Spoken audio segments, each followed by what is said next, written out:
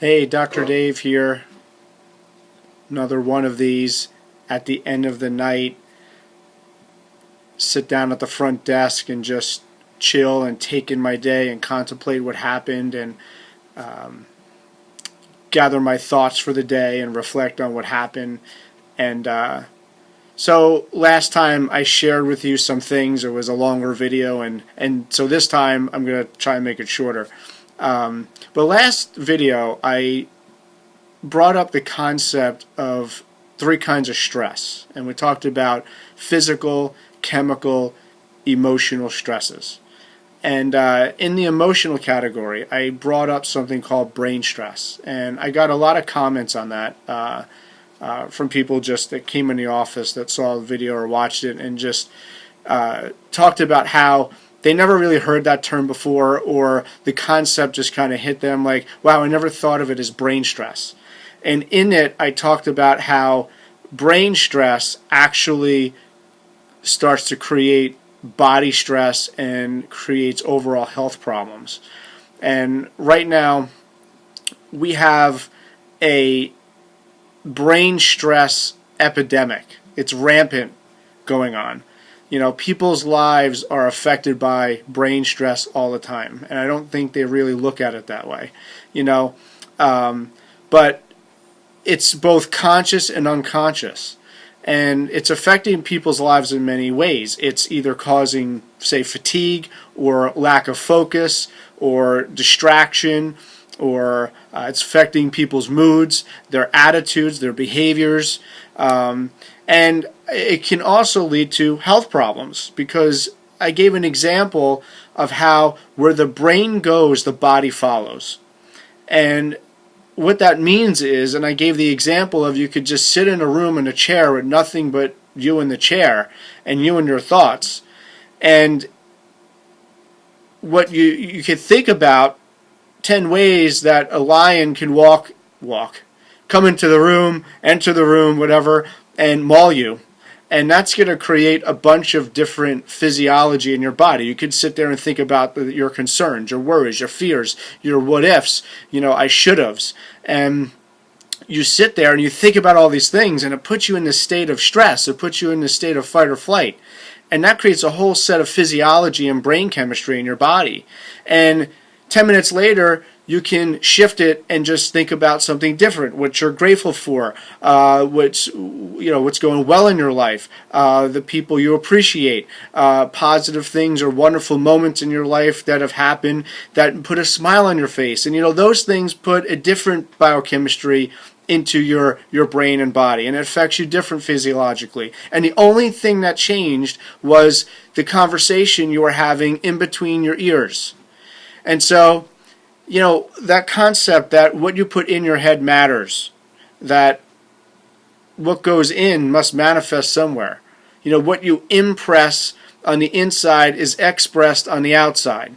And so the whole conversation, or some of the conversation last time, was watch what you're putting in your head. Watch what your self-talk is. Watch the things you read, you think about, the people you hang around with, all that, because that affects brain, how you think, how you believe, and it starts to formulate your belief patterns, and then you act on those belief patterns, you make decisions based on those belief patterns, and it creates different outcomes. So brain stress, it also creates, we now know, some neurodegenerative problems. It can lead to other brain problems or brain conditions. So the bottom line is, brain stress is not good at all in any way, shape, or form. And we have to learn to tame our brain stress. And so I was thinking of, there's tons of ways to tame or control or manage brain stress. And there's affirmations, there's visualizations, there's dozens of things. And what I'll do is I'll probably go over different videos, and I'll do just a quick video on each one of those. And what I want to do today is talk about a simple concept called tolerations, removing your tolerations. And the thing about tolerations, I learned about this probably over a decade ago in personal development classes, when I don't even know where to look on this thing. Like, I'm looking at myself and I still can't get this concept of like staring at myself, which is scary enough, but I don't know where to look. So if I'm looking down, if I'm looking around, forgive me. I don't know where the little thing, I think it's here. All right, I don't know. Anyway, I digress. I go on a different tangent. Tolerations. Tolerations are things that, they literally are things that bother you on a daily basis. You tolerate them, things that you tolerate. And I learned about this concept in personal development a while ago. And periodically I would revisit this little exercise. And it actually makes a tremendous difference in a lot of things. It actually helps de-stress your brain in a way. And so it's very simple. You take a pad, and what I want you to do is really look at the things that you're tolerating in your life, and you start writing them down. Now, these are things that could be like small things. You could have little tolerations, like a stain on a carpet, a rip in a fabric, your sock drawer is disorganized, your hangers are all a mess, your underwear drawer is all mixed up and nothing's folded in it.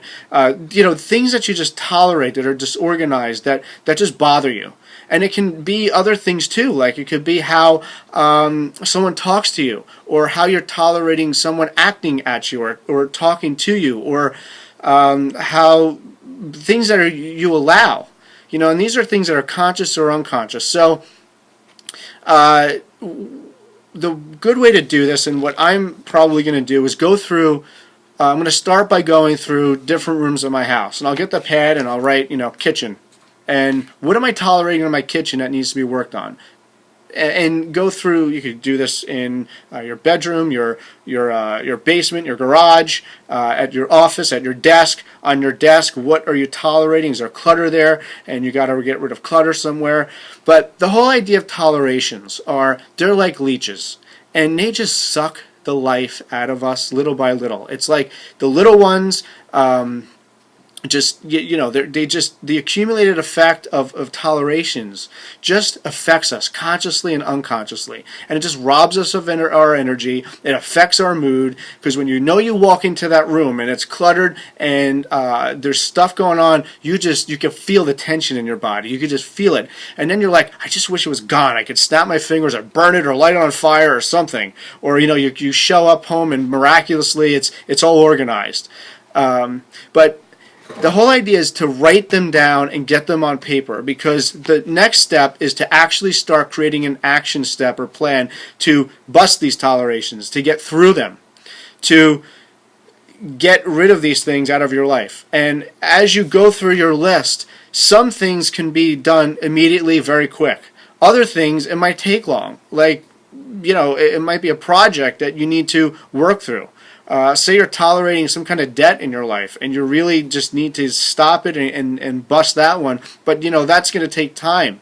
The whole idea is to ink it, because when you get it down on paper, you see it, you really get an idea of what is going on, what is bothering you, and then you can create a plan. And when you're done with this, when you're done with one, you put a V next to it for victory. You beat it, you're done, move on to the next one. Now, you don't want to start on 8 tolerations at one time. If they're very little, you can bust them right away, fine. But, maybe pick 1, 2, 3, 2 quick ones, 1 long-term one. But the whole idea is you only pick 1, 2, or 3. This is not designed to stress you out more. It's designed to help you get things, your ideas on paper, what's bothering you, and then create an action step to get through these things. All right, I'm going to do this again. I'm going to revisit this exercise. Just do it. It's simple. It's easy. But the question I'm going to ask you is, how will you feel when you get rid of these tolerations?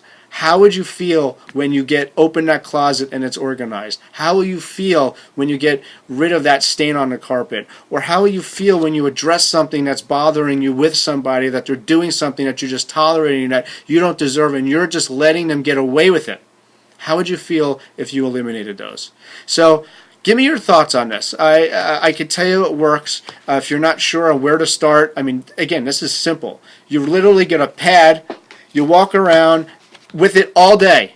All right, this is people, places, things, objects, whatever. And when something bothers you that you realize that you are tolerating, You put it down on a piece of paper, and eventually you got to organize a little bit and figure out how are you going to start addressing these things. I hope you found this interesting. I hope you found this helpful. Give me some feedback on how well you deal with it. And thanks for listening. I hope you have a great rest of your week. It's Wednesday evening. I hope you have a great rest of your week. And I will see you sometime soon. Take care.